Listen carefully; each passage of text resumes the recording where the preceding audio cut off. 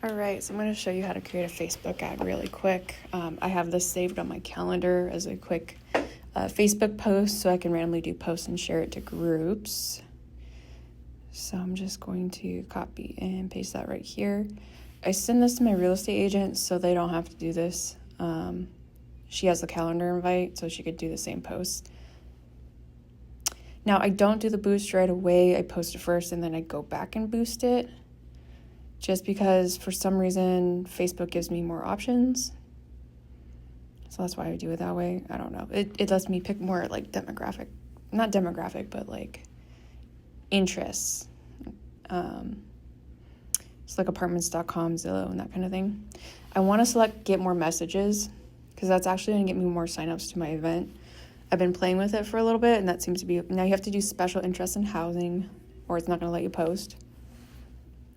And you go to edit audience. You want to change the locations and the interests here. So first we're going to do locations. Because it's an in-person class, we don't want to advertise nationwide.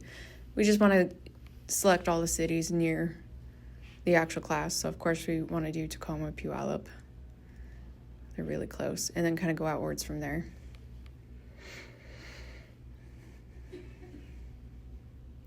And it selects whole cities. You can't do any redlining this way. So you don't have to worry about that. So I'm going to type in quite a few cities here. This is just because I want to get a certain number of people.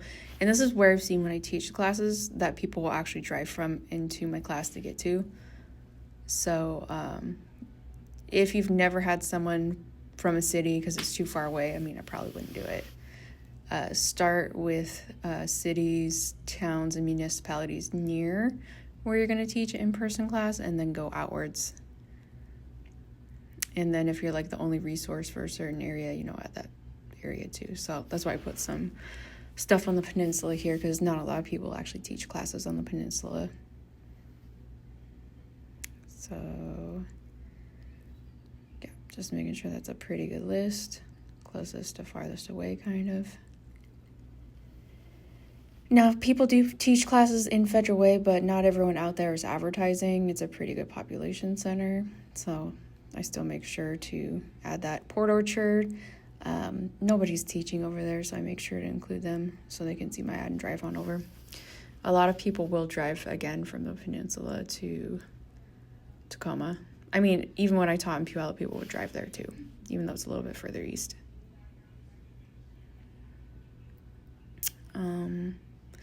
So I pretty much used AI to create the image for the ad, and I also used it to create the text for the ad just to try to get some more engagement. And then what I do after each ad is I run the results through my ChatGPT, which I have the pro version so it remembers things, just so it can help me track what kind of ads were most effective so I can make my future ads even better. Okay, and this whole video is only 5 minutes, so it's not too long. All right, so it shows you a good target audience of over 3 million people. Doesn't let me select ages. Okay, now we're going to go back and do interests. So anyone looking at renting or buying, I kind of put as an interest because some people, they don't know if they want to rent or they want to buy, so I want to make sure to include that. I don't do anything that would market directly to a real estate agent. Because I notice I have a lot of new agents that come to the class to learn, which I don't mind, but I don't want to pay to get agents to come to my class to learn. I want to get actual home buyers to the class. That's kind of the goal. Now, if you're into recruiting and that kind of thing, that's actually a really good way to implement that. So if you're like an EXP or a real agent or just a designated broker in general, you can go ahead and add stuff where it's marketing directly to real estate agents. But other than that, if you just want buyers, you don't want to deal with that. Just look for something they're going to be interested in and just add as many of those as possible. Realtor.com Pro, that's going to market realtors. So make sure we have a good amount of that. I'm just making sure I'm not missing anything I don't want. There we go. So I get that saved. So that narrowed down the audience a little bit because I don't want to pay for people who aren't interested. And you know what?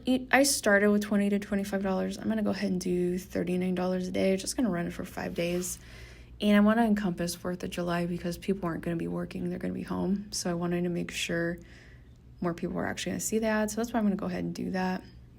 And I noticed an extra.